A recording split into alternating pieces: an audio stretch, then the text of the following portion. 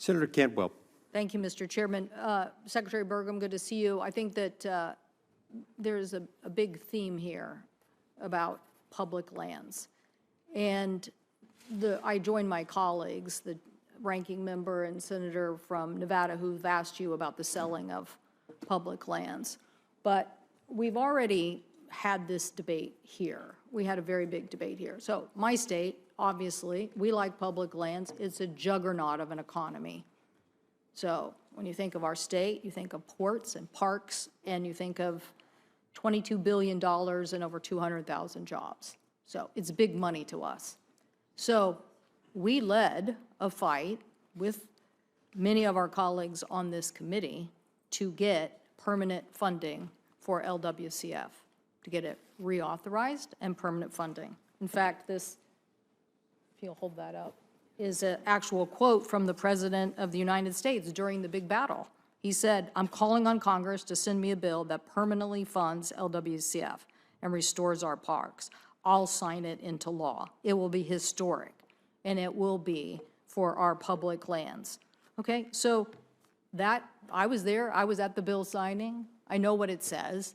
It basically says you have to do acquisition.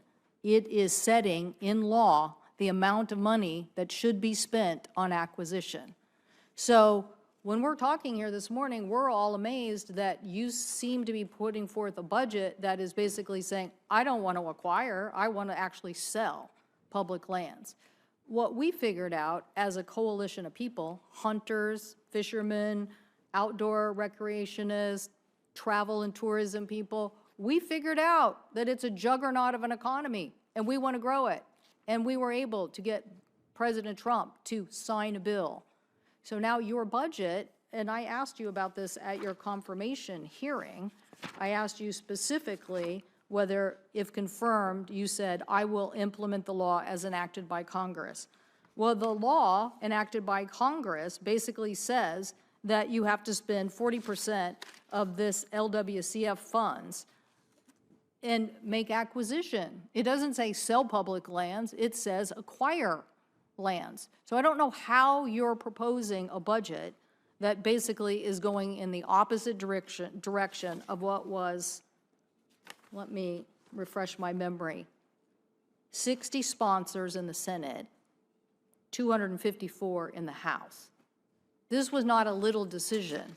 This was putting to bed this notion that, oh, it's either I'm going to fix some roads in our forest or I'm going to do land acquisition. Now I get, even the chairman, he and I have had many conversations, as did his former colleague from Utah, Mr. Bishop. We've had many conversations about LWCF in the past. I get some of their issues that they have brought up about LWCF, but Congress voted and President Trump signed the law. Now we're asking you to implement it. And so I want to understand how you're proposing anything other than following the Dingell Act.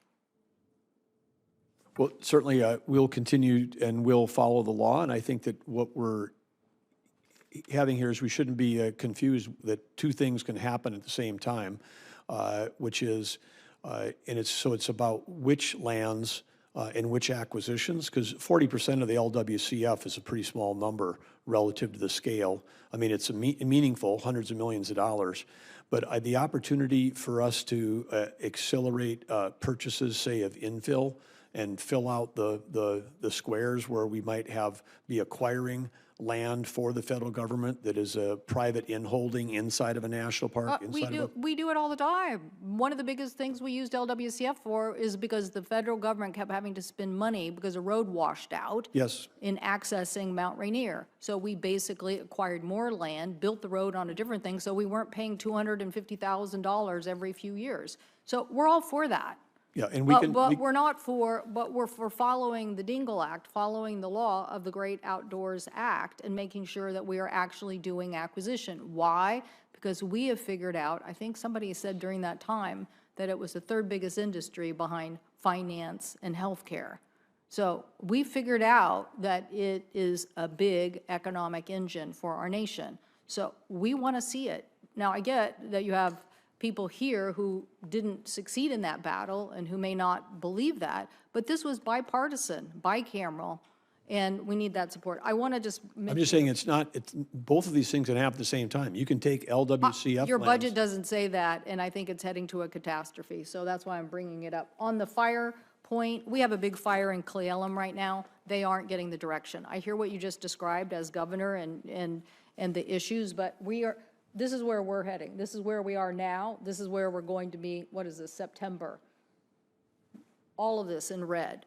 So we have a fire in Cle Elum now, and we need direction. We need to know. My constituents want to know.